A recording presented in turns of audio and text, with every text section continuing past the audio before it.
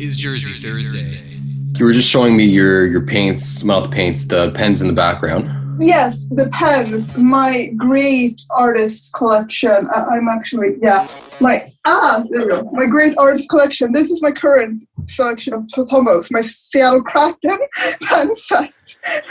I gotta say, I love how you have each team organized in pens. I don't think I've seen that before. Right now I only have the Seattle Kraken, but that's because I'm working on the Seattle Kraken stuff. Wait, I have famous piles, but I have my Seattle Kraken sketchbook. Oh, wow. And I mean, like, it's pretty, but, like, you know, it's got some, wait, this is the other side, I think it's the other side. Yeah, it got some Kraken inspired drawings. Jeez. Like, it's nowhere close being done. It's like a longer project, but yeah, it's my, I like it. Sorry, you're just getting toward my art, but yeah, my current. I'm just looking it up. And pens for a hockey team. That's the kind of artist I am. For those who don't know you, what's your name and what do you do? I'm Yo, and I'm a graphic design student and freelance hockey artist, I guess. I draw hockey. No, but I'm an illustrator who draws a lot of hockey and like a lot of, I draw hockey with a lot of like fantasy and magic and design and influences that you might not typically see in the hockey world. That's kind of what I do, I guess, yeah. And the first thing that I kind of noticed, just after I checked to see if my Wi-Fi is going to bug out on me, the first thing that I noticed once I saw your art for the first time is just how, and I mean this from the most positive way, unique it is. Like, I don't think I've seen anything that looks like it. No, I think that's something I've gotten a lot from people in the hockey community and when I've started drawing in hockey, because obviously my background is not in hockey or sports design, it's in more typical illustration. And so, but that's something I've gotten, and I think that's really fun that people notice something different and unique about my work, because like I do have a very distinctive style in general. That's me as an artist. But I also think it's really fun that people think it's something unique to the hockey world, because that's kind of where I want to be. I want to contribute with something that hasn't really been done before. And so when other people point it out, it's really nice. And how did you move into hockey jersey design? Oh boy, like, can I go into detail how I got into hockey too? Because it's the whole journey. Yes. So I feel like it's basically, you need to know I'm kind of grown up hating sports. Like, that's the sort of, I'm like the animation, like Harry Potter magic world building nerd, like who likes fashion history, you know? That's the kind of person I am. So hockey, even though I'm in Sweden, it was never on my radar for something for me, because, you know, hockey culture never felt appealing to me, or hockey as a sport. So I guess, but then it kind of happened by chance, because, you know, there's a pretty big hockey comic that I read like 3 or 4 years ago called Check Please, and that is what introduced me to hockey in a sense, where I enjoyed the comic. But it wasn't until I was on Twitter and Tumblr and social media and browsing, and I actually saw the Seattle Kraken jerseys pop up. And because at that point I'd sort of like been in the fringe of the hockey community, you know, like I've sort of seen people talk about it and I'm like, this is pretty cool, but I'm not like, you know, got into it. And then I saw the Kraken jerseys and it was like, wait, this is really cool design. And then I got to talking with a friend through those jerseys and the Kraken, and then she kind of introduced me to hockey. And from that, I was like, I like being creative in this world and creating. So we have started drawing stuff, primarily Flyers at first, because that's my team. And from there, because my first hockey drawing I did was the Flyers Botanical, which is like a flower redesign of the Flyers logo. And I've done for a few other teams, but that was my first art I did for hockey, was a logo redesign. And so that kind of, you know, introduced me to hockey. And then I just kind of drew because it was fun. And then the more I drew, I got attention. And it was kind of like, I like doing this. It's fun. It's a fun world being creative in. And from there, I kind of, you know, I like designing and I like merch and I really like graphic design to concepts. And I'm a very conceptual person. And I mean, what is more conceptual in hockey than jerseys, you know? course. So I kind of started doing specifically jerseys. I had a period of around last year where I really want to draw jerseys. They're really fun. But it actually took me a couple of months before I got started drawing jerseys because, it wasn't like I tend to take a time to execute my ideas because there's so much going on in my head that it takes a bit of time until I can actually draw something with it. So I think the first jersey design I did was an autumn jersey, like for season, but like the first proper jersey I did was, I think, the Flyers botanical jersey, like in January last year. That's the fire lily, right? Yeah, the fire lily. Yeah, yeah. So that was like because I had a logo and I wanted a jersey of it, and that was kind of my first jersey project. And from there, I kind of was like, hey, this is fun jerseys, and then I kind of just started drawing them. And then I did my Pride jersey project in June and the Haunted jersey project this October, which were like the sort of like bigger jersey projects I've done, because obviously doing something for all 32 teams is quite hard. No kidding. Yeah, so I tried to do more league-wide projects, but it's a nightmare. Like, because my Haunted jerseys, like, they take maybe 45 an hour, like, there's stuff I can do in a day. They're a fun challenge. But something like the botanicals, that takes like 10 hours a piece. And doing that for 31 teams is quite exhausting and takes a lot of time. So, it's fun having done those like league-wide projects, but other jersey projects are a bit of a grind. What gave you that inspiration to turn something like botanical and something very flower-based into a hockey jersey? Oh God, this was honestly my first idea I had for hockey art.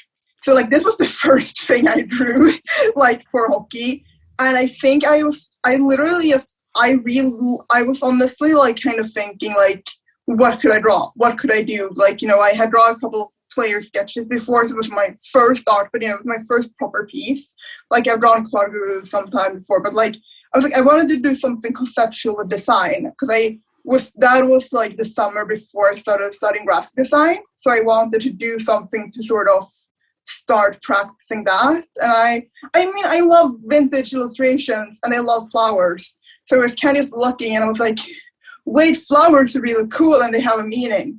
What if I kind of use Victorian flower language to represent the team, because I was looking at because originally the style for the logo was supposed to be completely different, because they wanted to go in a more Victorian aesthetic with more botanical illustrations, historical illustrations from that time.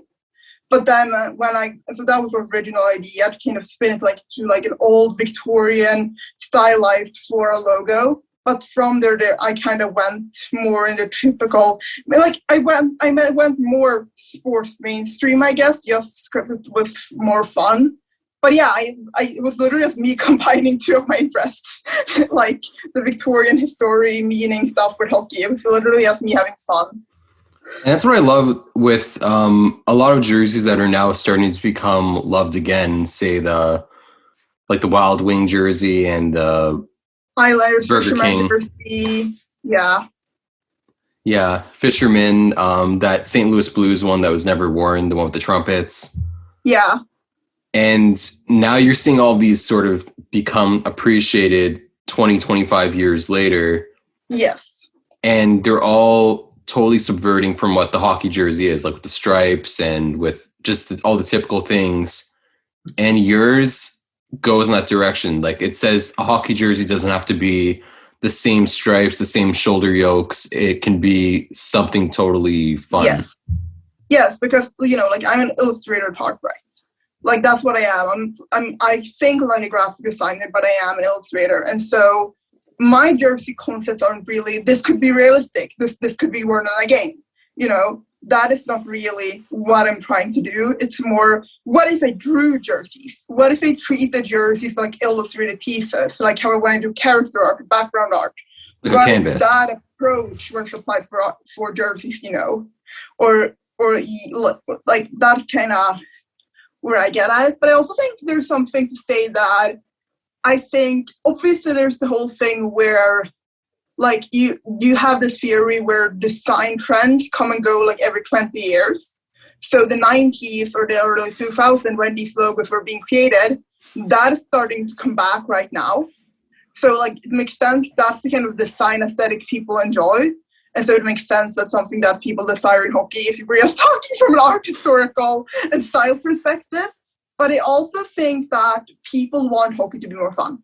And I think that hockey, the NHL isn't known for being the most norm-breaking league. Really? So, not really. So I think there's a sort of desire amongst, especially younger fans, especially newer fans, that doesn't care about hockey culture, who doesn't care about it being the same. I think there's a lot of new voices. And I do think a lot of old voices are also realizing that, like, the science can be fun and camp can be fun. Like, I think there's something to be in that.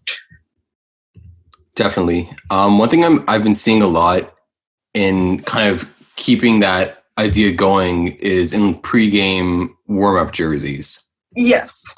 And I know you've probably seen the San Jose Sharks, what they do every year at the Los Tiburones. Yeah, no, I love the San Jose jerseys. They're really, really cool. I actually really love what they do because I'm going to go on a bit of a side tangent here. Hopefully that's okay. But I don't feel teams realize how valuable jerseys as merch can be. Like, because yes, jerseys can be worn in game. But imagine if teams actually sold cool variant jerseys as limited edition merch. Like in their merch stores, like jerseys that are illustrated, have a really unique design. So it might not be worn in games, but were sold as like collectibles or apparel or like to be worn. I think that's something I really wish hockey lean into more, is to hold more.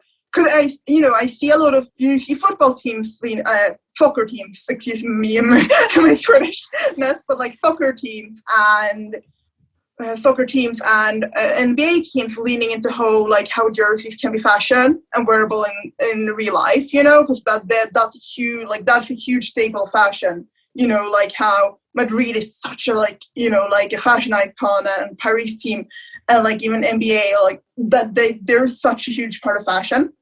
And I feel like that is what NHL jerseys could be if the teams actually let them be that. And that's something I wish hockey did more.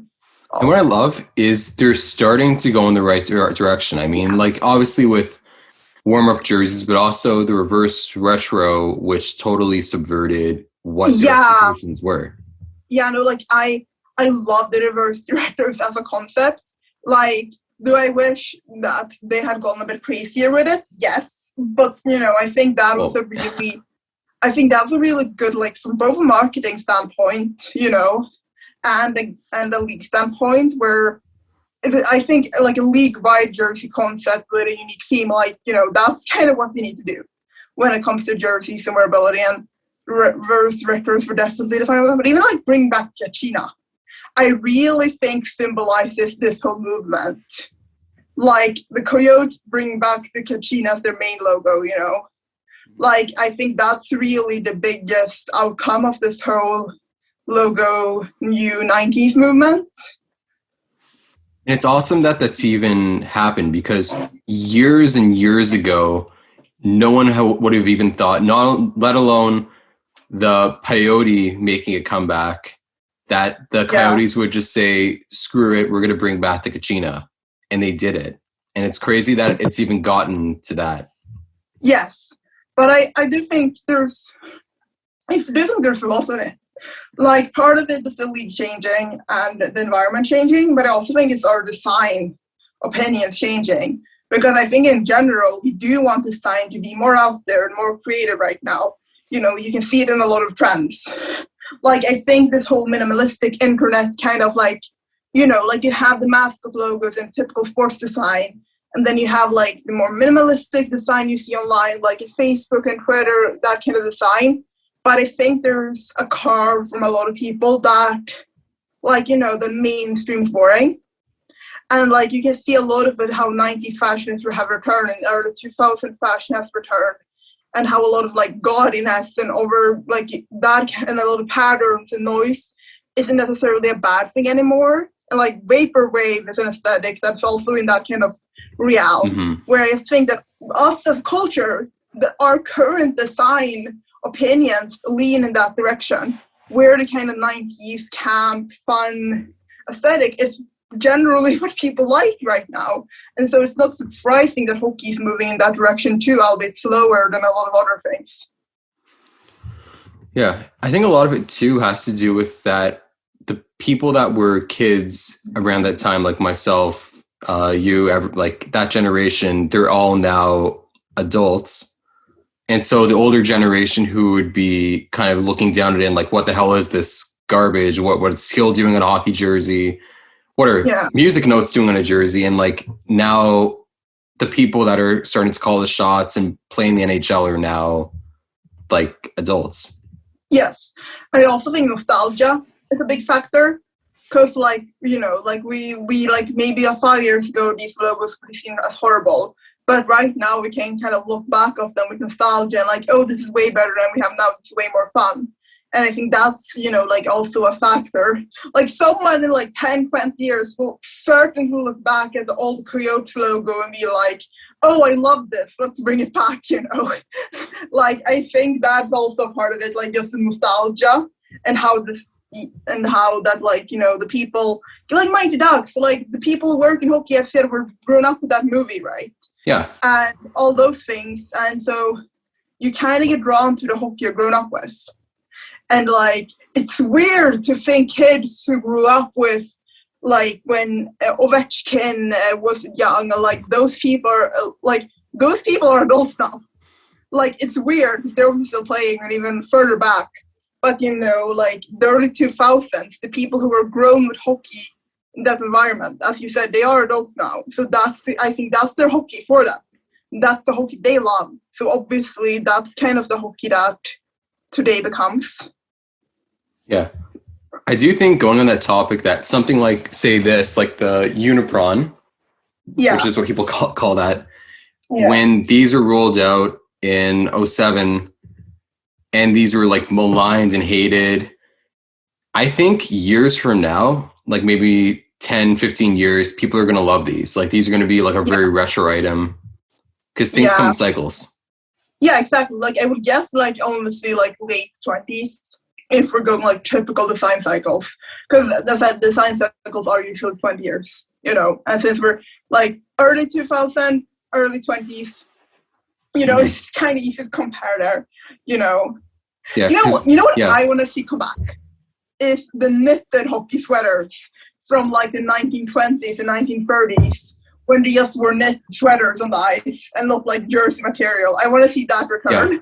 Yeah. Not like an actual jersey. Like an actual sweater, like the way they used to be. How cool wouldn't it be if they released like 90s, 30s, 40s history hockey throwback sweaters with new designs? That would be so cool. Well, they used to. A while ago, CCM would release I mean, I think you've seen those. Yeah, I have. Vintage series, But you know what? Thinking about that, a missed opportunity for the NHL Centennial. They should have had, when they had the Centennial game, like Ottawa and Montreal, they should have had them wear like knit sweaters, like almost reenact what they would have worn. They should have worn old hockey gear, no helmets. No, that's a joke. They should have done that. Yeah. Or they could have worn like the leather helmets that they used to wear like in the really old days, like the very first helmets. Mm-hmm. I mean, player safety wise, that probably wouldn't have gone over very well. But God, I love old hockey equipment and hockey history so much. Like, I am a huge nerd in history, right? Like in general, and I love like the Edwardian period and like the 1920s, so like 1900s to like 1930s, and the hockey during that era is so fascinating because literally the birth of the NHL.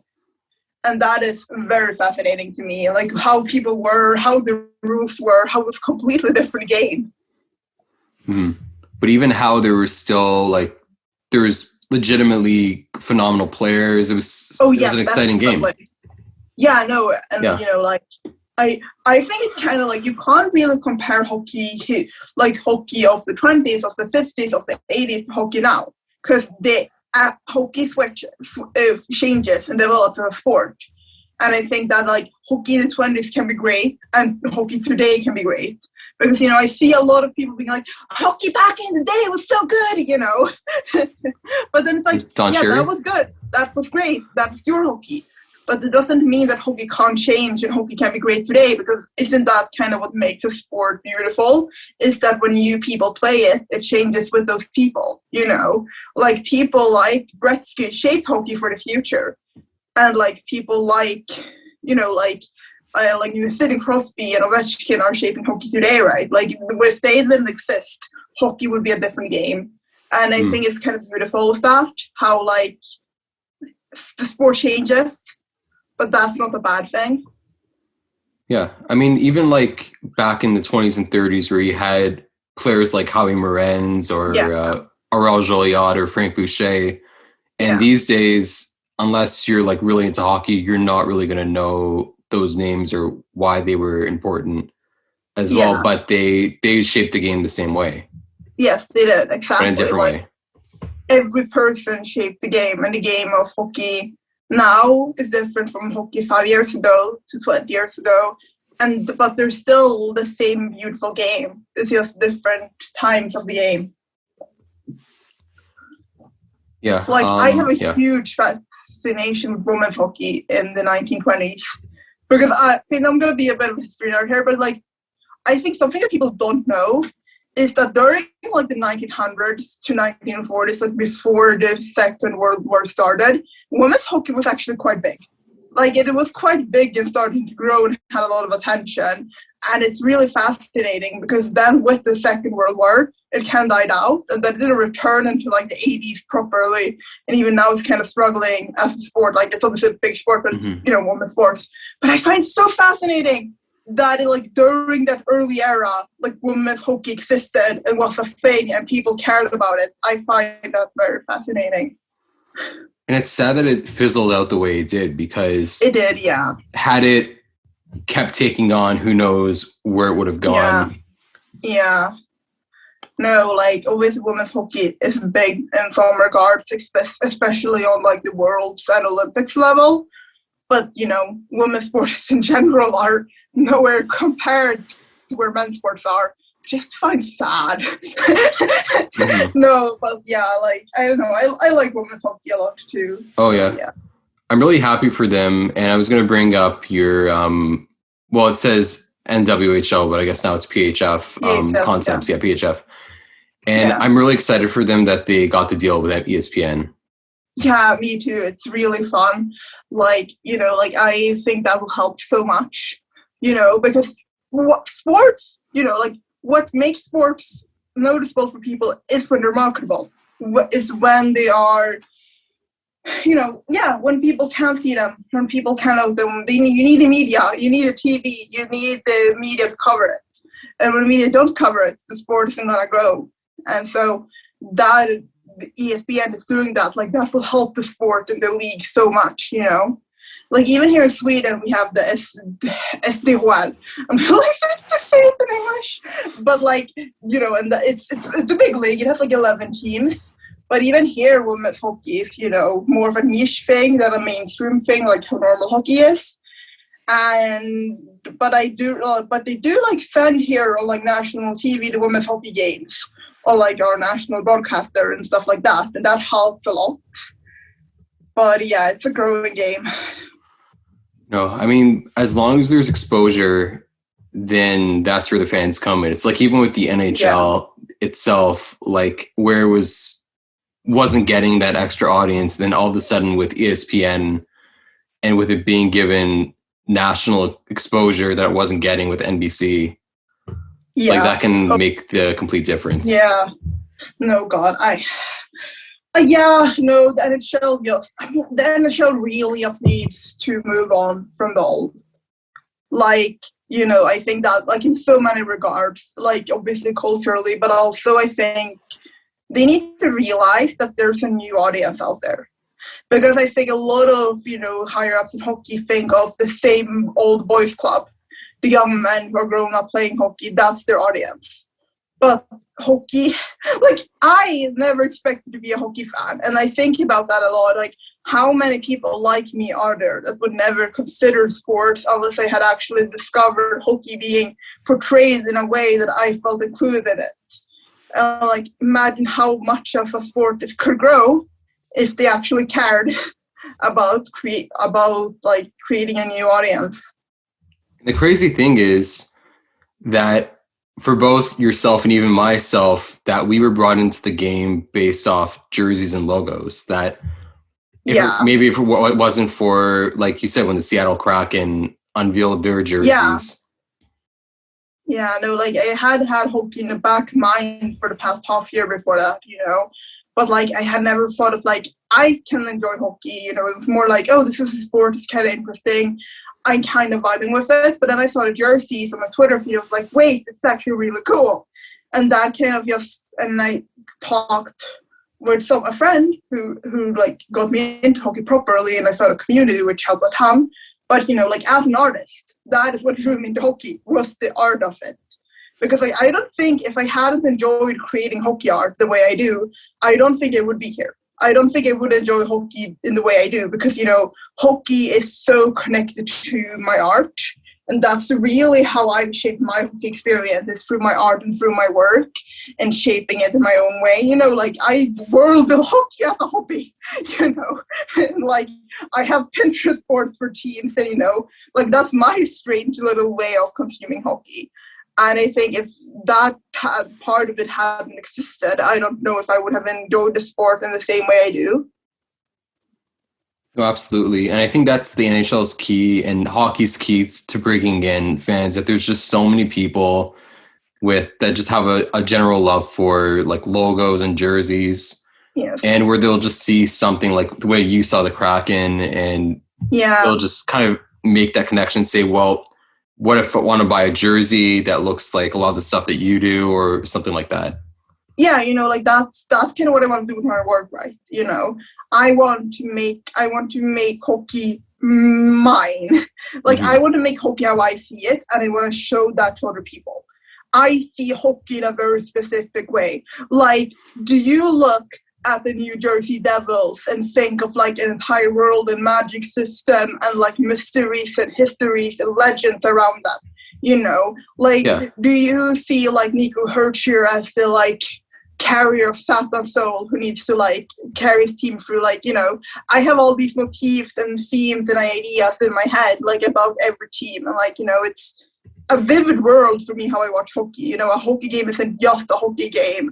The Seattle Kraken, for example, like I have so many thoughts about that team, with like the legend of the Kraken, the Seattle Underground, the weather, the atmosphere, like how the players are towards the Kraken, bringing it into an entirely like supernatural world.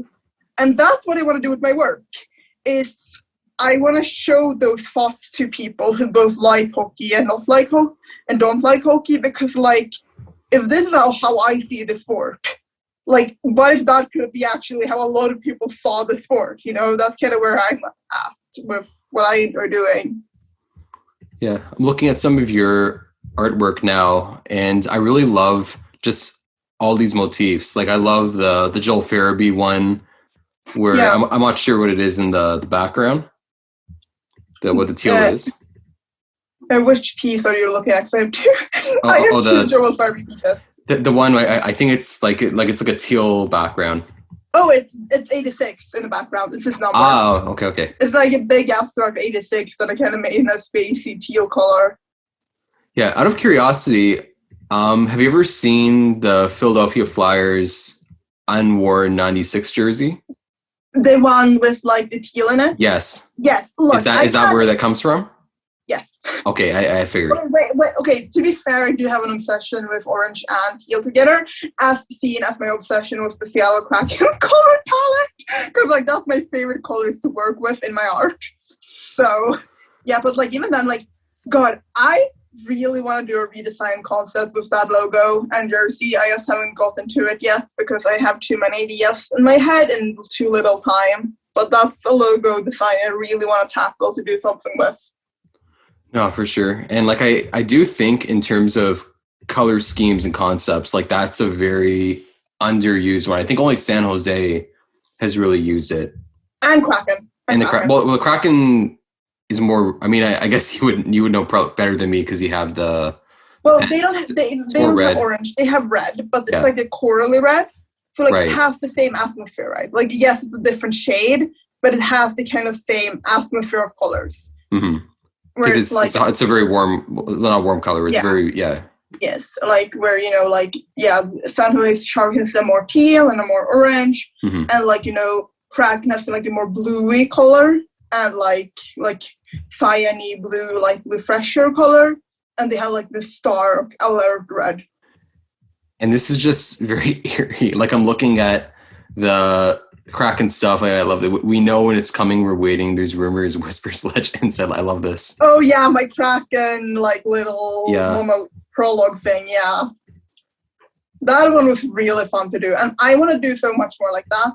Like my playoff series and my Kraken project are probably one of the most fun stuff I've done because I never really gotten to do a full world building project, mainly because of my own because I have too many ideas and I don't know which one to do, so I get stuck in the execution phase. But like those two projects are really like my thesis of hockey, and I really want to do more of that. Oh, absolutely. Yeah. I love. I mean, it's funny. I can say I love, and it could go to anything on this page because it's all great. But I love the Thrashers one. Oh yeah, that one. That one I love. Thrashers. Originally, it had more like blue and orange colors. Like it had actual colors of Thrashers logo. I kind of got carried away in shading, which happens sometimes. But like the original idea for it was like an old mystery cover. Like those mystery books you had as a kid. Yeah.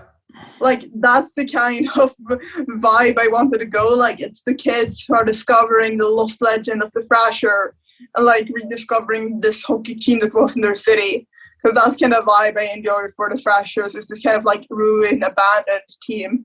And people are rediscovering it now. Because I feel there's been a reappropriation for the Thrashers recently, especially online.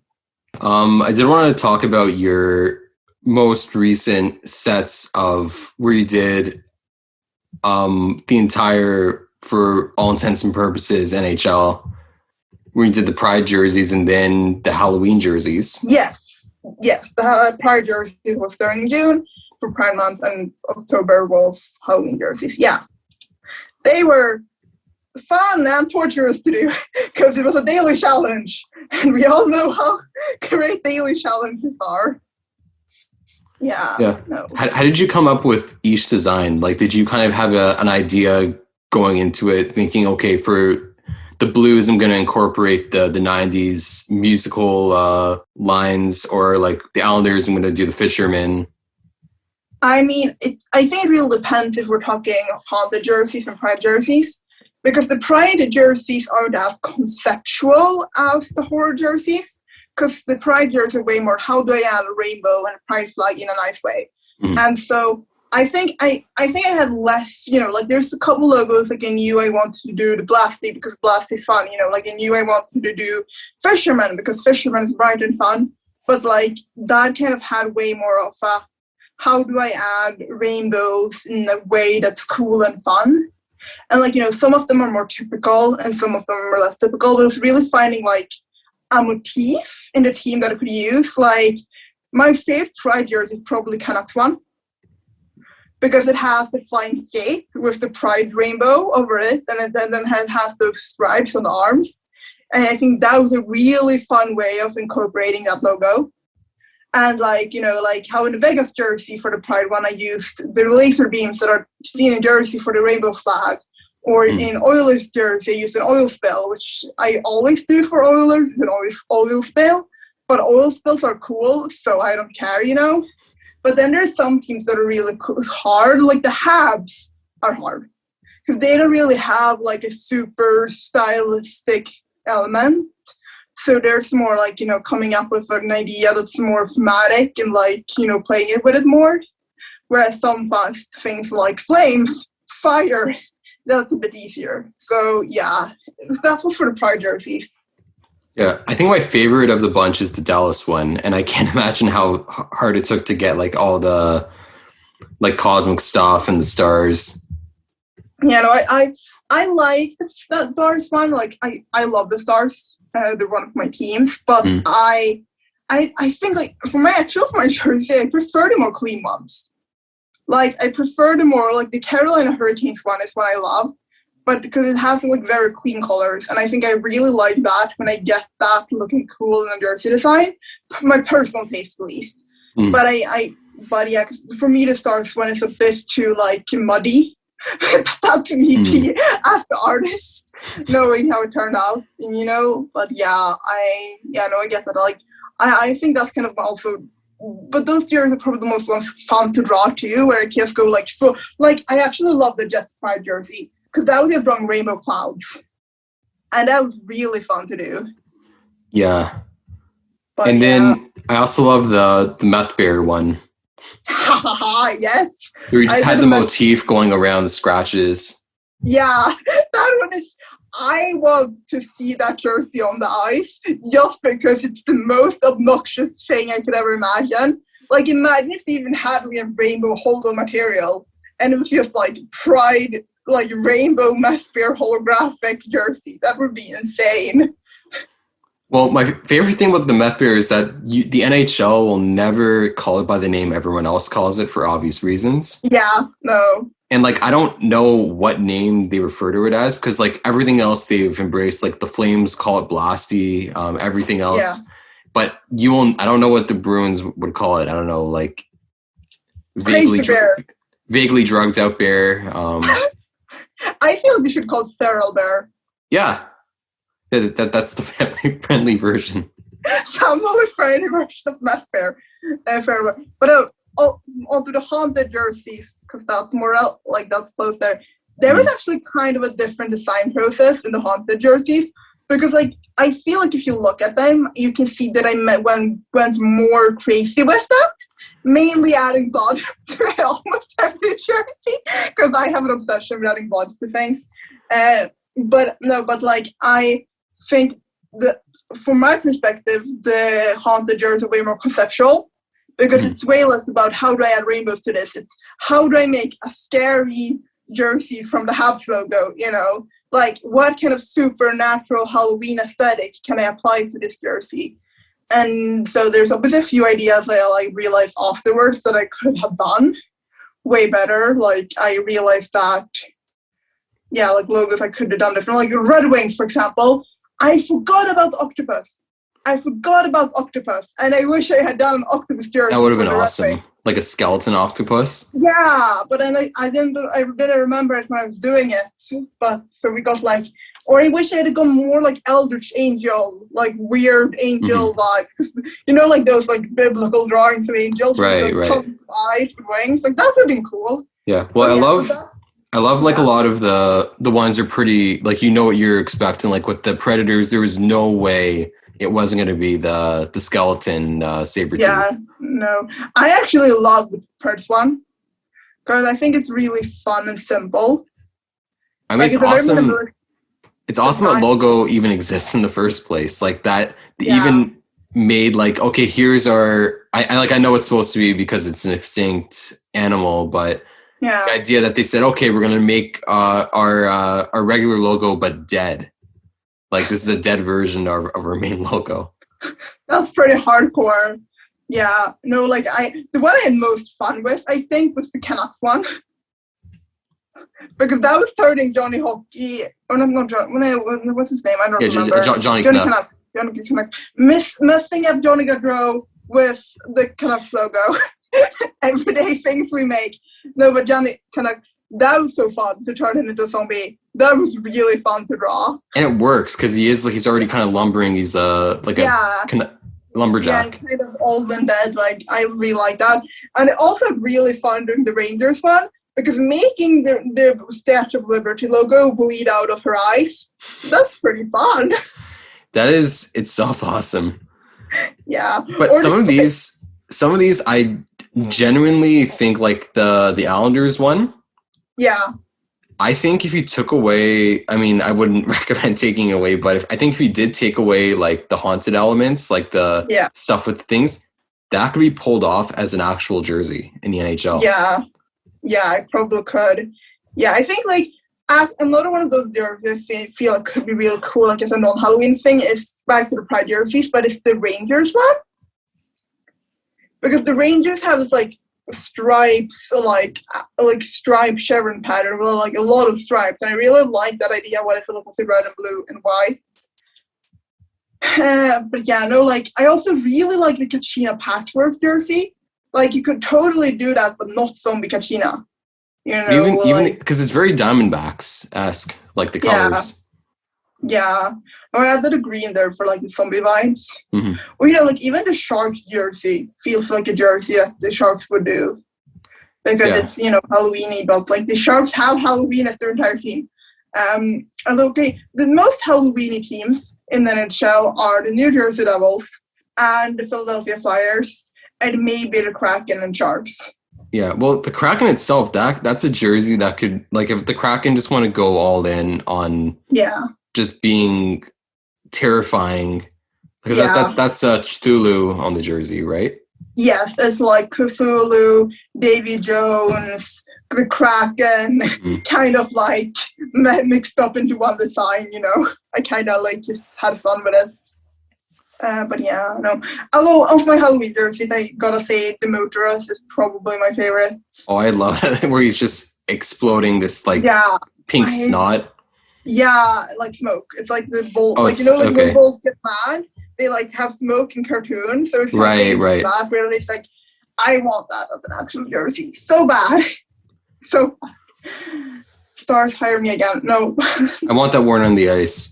Just like because the whole idea is to like terrify players that like just seeing like this like purple Mooterus just snorting this I don't know grape cola. No, grape cola is not a thing. Grape cola is not a thing yet. Hi Coca-Cola.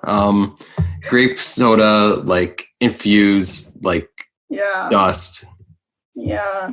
Oh, it's fun. I also love the Senators one. Oh, that is because I love like I added the haha yes like sickos text on the arms, which I find is kind of funny. Wait, where's that from? Like you know the sickos Sans meme. Yeah. I added the text on the arms from that. Oh, that is awesome. Jersey. And if although I love my skeleton senator dude. I love him. Yeah, like some of these are just pretty, like you knew that they were going to be just the same thing except the skeleton version. Yeah, like, you know, there's a couple ones I didn't really know what to do with, like the Blues one is one of them, the Leafs one I didn't really know.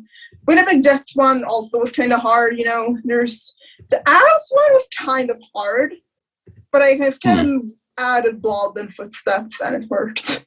Yeah. But basically, when I didn't know what to do with a jersey, I was like, let's add some blood. I do like the going back to the Pride ones. I do like the NWHL. Well, I mean, there was the NWHL ones that you did. Yeah, no, I didn't have time for doing them for Halloween because because the Pride ones were done during summer. Mm-hmm. The Halloween ones were done during university as well during exam season. So I didn't have a ton of time. But like I didn't do the PHF. But yeah, no, I actually really like the Pride ones, and I did those in one day, so I actually really like those. Yeah, and like they still go. Like I love the Leafs on the Toronto 6 one. Yes.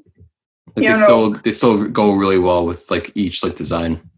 Yeah, no, the Toronto 6 one is really God. Toronto 6 has such pretty jerseys in general. I love them. Like I think PHF has some really cool jerseys in general. They're still like minimal and quite simplistic, but they're way more fun than NHL.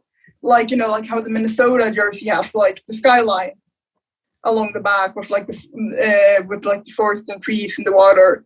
Like, you know, that's really fun and creative. And I'm really glad that people like that. One thing I was going to ask, and this is something once I saw it, I knew I was going to inquire. I want to see something done with Brandon Tanev and the Ghost. Did you see my kids book cover thing I did? Yes. Yes. Look, something might be something there, or might not. I have a friend who wanted to write it, so we'll see how that goes. Mike Gold? Yeah. Yeah. Maybe cut it out of the talk, but yeah, no, that was really fun. I had to run again because I saw the Halloween costume of someone dressed as Brandon Tanev Ghost. I was like, what if this was a book? This would be great. I could see this being like, because when I saw that and when I saw Mike Gold suggest turning it into like a children's book, and like I do want to see where that goes.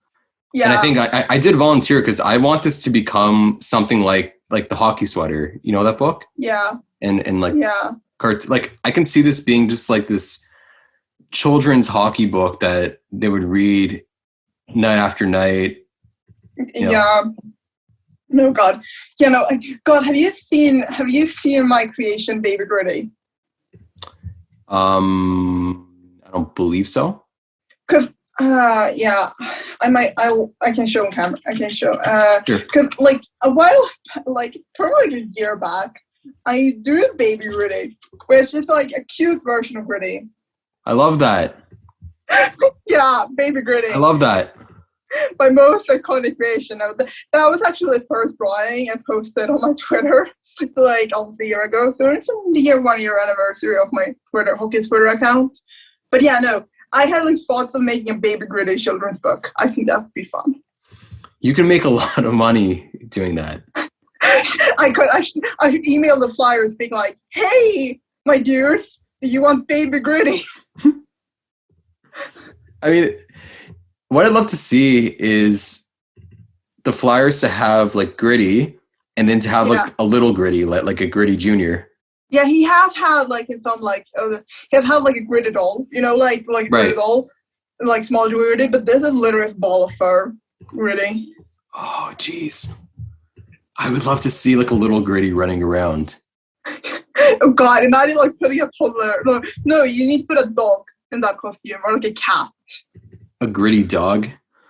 Yeah, no, but like it's terrifying. No, wait, you get like one of those, you know, those like swear droids that have like robots you can control that are like you put a Baby Gritty costume on that. Jeez, that is. I mean, this is already the stuff of nightmares, but look, terrifying. It's cute nightmares. It's cute. It's cute nightmares. You know, it's the kind that you wake up and you know. You're screaming less than you were for a regular nightmare. It's the kind of like it's like the creepy twins in like Halloween movies. Man, you can do a lot of good kids books or like just picture books doing like no, that's honestly something like I would love to work with. That's kind of illustration I love doing and something I would love to illustrate more of. Yeah. No, but yeah, no, that's honestly kind of, I love like doing comics and like more illustrated pieces, and that's something I haven't done in a while, so that's something I want to do more of. If that ever becomes a cartoon movie, then I want to be the one that makes it. Yes, you can be the director. Only on the condition that Donald Sutherland does the voiceover for the narration. Because I want to hear Donald Sutherland. Oh, Donald Sutherland or David Attenborough. Oh my God, David Attenborough. Honestly, no, David Attenborough as like the Baby Gritty documentary, and it's in the life of Baby Gritty, and he's like, well, here's Baby Gritty in his natural habitat. I love that. Yeah. No, my theory is that Baby Gritty spawned from a pile of Gritty fur. And suddenly it was alive, and so everyone in the Flyers would be really afraid, being like, no, are we going to get more Gritties? And then it's, wait, God, I have this old drawing, I'm not going to fetch it, but like when Nolan Patrick was on the Flyers, and there was this joke that he didn't like Gritty, so I drew him with like an orange fur coat and called it the 101 Gritties. So he was like wrapped up in a gritty orange fur coat. And it's like 101 Gritties. I mean, it's terrifying itself because it implies that he killed Gritty and used his fur to make a coat. Yes. No, that's honestly my next year's Halloween costume is a like orange fur coat and just call myself the Broody Killer. Why are you telling me this days after Halloween? Sorry. I have to wait a year now. Yeah. It's okay.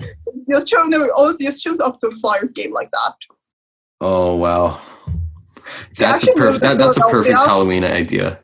Yeah, no, it's one of my greatest ideas. I have a lot of bad ideas that are actually good. Jeez, you should do an NHL like kids book anthology. Yes, that would be fun. Like all mascots get a small kids book. That would be really cute. That would be amazing. That would be really cute. NHL, hire me. But obviously, one book at a time because I want to see where Brandon Tanev and the Ghost ends up. Brandon Tanev and the Ghost. God, I love Brandon Tanev. Like, just everything. I like really want to draw him as a pirate. One day I will do that. I have like a list of like I want to draw all the Seattle Kraken players as pirates. Well, the one exception I think you'd have is Grubauer, but I'm not sure what kind of pirate he'd be because he's a cowboy. But look, he would be a cowboy pirate. I love that. Pirate cowboy. Yeah. No, and Jamie Oleksiak could be like some like strange seaman. Because like my theory is that he is like from the sea. And obviously since his sister, Penny, rules over the sea, he was like, I can't be here. She's cooler than me. So he decides to go on land and play hockey instead. Which is on ice, which is frozen water. There's a lot of poetics about that, and I am very fascinated by it. I love like weird metaphors about hockey and hockey players because there's so much thematic stuff about it. And they love this stuff too. Like I love, I forget who made it on Twitter, but it's I think Up Close Avs, and they did a Photoshop where they put Landeskog on a horse's head, and then there was like a condor, which is supposed to be Eric Johnson, on top of the horse with Eric Johnson's head. And then when Johnson Landeskog re-signed, Eric Johnson posted that picture on his Instagram. So they know this stuff and they love it. Yeah, no, God. I constantly think about, like, I know a couple of hockey players must have seen my work, but then it's like, you know, it's scary. Like, if people have seen my work, what do they think of it? Because, like, hockey is such, like, hockey players are so far away. It's like, you know what I mean? Yeah. It's weird being in that world, because I kind of went from not wanting to show anyone my hockey work and keeping it to myself to now wanting to work with it. So it's been like a really weird journey in a year, and even like this past like 6-7 months with like basically I think like me wanting to work with it wasn't like until like April or March when I got hired by the Stars for the Pride t-shirt, and I was like, hey, I could probably work with this. And so like my entire like future career idea has just changed. Okay, not changed. I also wanted to work with art, but you know, like what kind of art and design. So it's really weird because it's gone so fast. Absolutely. And it's crazy that you even got to work with the Stars themselves and you did the Pride design. Yeah, no, that was insane. So like I just, this was like, you know, like I maybe had like, you know, like 500, 600 followers at a time, you know, like, you know, like I think my, like it wasn't like now I have almost 3,000, but like at that time I was still kind of just doing my own shit, like for fun. And then just I got an email from the Dallas Stars and I'm like, oh boy. Yeah. And from the Stars, because of your work with them, you got a signed jersey. Yeah. Like they sent me as a surprise. Like I didn't know I was going to get it. And it was like a personalized signed message from John Klingberg. Yeah. Yeah. Can we see it? Yes. I mean, you already showed it to me. Can we see it again? Yes, we can see it again. We can, like I said, we can pretend this is the first time we're seeing it. Yes, this is the first time. But yeah, here she is in all her beauty. Very gay, very wonderful. Amazing. And here's the back, the design. And it says, Mio, du är grym. Jag undrar där du gör. I'm not going to translate it. I'm kidding. I'll translate it. It basically translates to like him being like, "You're cool. I like what you do," and that's having that from a hockey player is pretty cool. Yeah, that is. I mean, it's awesome that he went as far as to. No. I mean, it's funny that it's in Swedish too, because like it's kind of more personal. That's why it's like Swedish. No, absolutely. Just talking about like the Pride designs and even like the Dallas Stars one, how important is it to you that you're doing work to like spread awareness of like things like Pride Month and just like... I mean, as a queer person, I think like it's great because like, yeah, there's tons of like debates of like, what is like, are Pride nights good? Are they bad? Like how commercial are the NHL and their Pride? Like there's a lot of discussion we have about that. But I do think like what the Stars did and reached out to me and was like, hey, we want a queer artist to design this shirt for us. And that it kind of became the center of the Pride Night. That's really cool.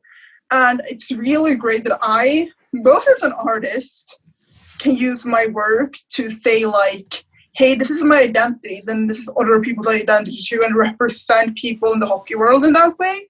You know, because like, Pride nights often feel very superficial when they're just done for like, you know, they're done by the team, often by straight people or, yeah, like from a perspective. But when they actually involve queer people and having their voices be heard, that makes such a difference. And it's like quite simple to do because you just need to find queer people and hire them. So I think it's very important to kind of, to be able to do that with my art and to be able to like, obviously I want to work with other things. Like obviously I want to work in NHL with whatever, but being able to do something that is important to others and important to me, I think it's really nice. Absolutely. Yeah, I think with Pride is specifically like hire queer people, hire queer artists, queer writers, just involve the community, you know, like have donations, have players talk with queer people. I think that's really what Pride Night needs to be about, is spotlighting queer voices in hockey, you know, and showing that, not just saying that hockey is okay for queer people, which it is and isn't, but also saying these are the queer people that exist and did they do these things, check them out, you know. And I love that your work itself just speaks for itself, that it's not necessarily we're hiring this person because they're queer, they're LGBTQ plus, that we're hiring them because it's all that, but also because their work is so unique and speaks for itself that you can't look at your work and think that anyone else did it. Yeah, no, like even obviously my Stars Pride shirt is very like, it's not super Pride. It's quite minimalist Pride. Like it has the text and has rainbows and Pride flags in it. But the concept about that is this Dallas Stars outpost. That's like Dallas Stars hockey in space, this like planet where they play hockey, you know. Like that's kind of the idea behind that. And yes, there's a lot of, you know, I picked it because stars in space, but also because a lot of sci-fi movies have queer themes and queer escapist themes. And as like a fan of Star Wars, that has always been one of my like favorite stories to project myself into. Where it's like this like place where people can't feel safe. And I think there's a lot to be had in the queer narrative. But even then, it was just me having fun world building and being like, what if hockey was in space? What if this was a t-shirt you got at that game, you know? So even the shirt itself, well, spotlights Pride, it's a work in itself. And I think that's really important too, is that my work isn't unique because I'm queer. My work is unique because it's my work. And you should hire me because I'm good, not because I'm queer. Absolutely. And like, I genuinely think that there's going to be more things coming in that area, like unless the NHL is absolutely crazy, which it can be, but we're going to look at the positive side. No, I mean, like, it's still, you know, it's, you have contacts, you get some opportunities, you lose some, like, you know, it's the struggle of being a freelance artist, but, you know, like, I got to do t-shirts for the PHF, which was really fun. No, absolutely, that too, like the Ice really Queens and State of Hockey. Yeah, though they were really fun to do, because I'm actually really fun with, like, the stuff I've done, where, like, I get creative freedom with certain, like, you know, like, we want this, but it's really fun that teams have found me being like, we like your work and what you do your thing, but with our team. And that's quite cool. And obviously that might not be able to sustain a career. I hope it will. But, but even then, it's really nice knowing that people notice what I do and that what I do can exist in hockey. That's what I love. Before we wrap up, I did want to ask about the Church of Pedersen, because Yes. I wasn't clear on what that was, although I had an idea. Oh, I think it's essentially it's a guy who basically is like a fake conspiracy church that Pedersen is an alien. It's kind of built around that meme where he's this basically a charity organization that do like a good thing for like kids in the Vancouver area. That's kind of like based around the idea of like being a church for Alan Pedersen and believing in that conspiracy theory. It's kind of funny actually. Yeah, but it's mainly just work I did for them, like paid work. Yeah. I love that you design envelopes, because the idea that like if you're gonna get an envelope from the Church of Pedersen, who believes that Elias Pettersen's an alien, you might as well get an awesome kick-ass. Yeah, no, they because I have a friend who did some work with them, and then she recommended them to me, so they contacted me to do some work for them. So it's it's commission work, but it's been quite fun, and I really like it with that kind of aesthetic. Like neon colors. That's kind of my vibe, which I feel like you notice if you see my work. But I like neon color. Well, neon colors are great. I mean, yeah, I can attest to that. Yeah. No, like right now I'm wearing Flyers pastel, but yeah, I do love bright colors a lot in my work, which I feel like you notice if you've seen one drawing of mine, especially the pride jerseys, because they're quite loud. Oh yeah, I just like anything with loud colors. I'm definitely a fan of. Yeah, no, like I've noticed that in my work that it's very noisy and it's very loud, and I know that's not everyone's taste, but I've noticed that it's also kind of just fun, like, yes, I can go bright colors and neons, that's the work I do, it's fun. Yeah. But wrapping up, yes. I can't thank you enough for coming on and talking about all your stuff. It was really fun. Nice way just to spend a Friday evening. No, definitely. I cannot wait to see what stuff you're going to be doing. I really loved the Halloween designs. Yes. And I'd love to see more, and obviously because it does take a lot of work, I'd love to see more full NHL and PHF concepts. Yeah, no, I have a lot of ideas in my head. It's just I'm the person who have a lot of ideas and struggle executing them, but I want to do some more player art, maybe some illustrated trading cards. I want to do some world building comic stuff, and maybe some NHL teams have fat places, and I have an idea for an Oracle deck. I have all these ideas I want to do. Well, so maybe I'll do one of them at least. Yeah. Well, one thing for sure is that I want to see where the Brandon Tanev saga takes us. Yes, the Brandon Tanev saga, the Brandon Tanev children's book. He should write it. I really think he should, only on one condition, that you guys premiere the story on Jersey Thursday. Yes, totally. Because I've been trying to get Mike to get on for an episode, but I want you, if it does come to fruition, I want it to be read on Jersey Thursday, hopefully with not Richard Attenborough. I mean, that would be great too. I don't think we can bring him back. We can hold a seance. David Attenborough. Big budget. Just we start summoning people from the dead to read the story. That would be such a if we could do it, I'd bring back Leslie Nielsen to read the book, but I don't.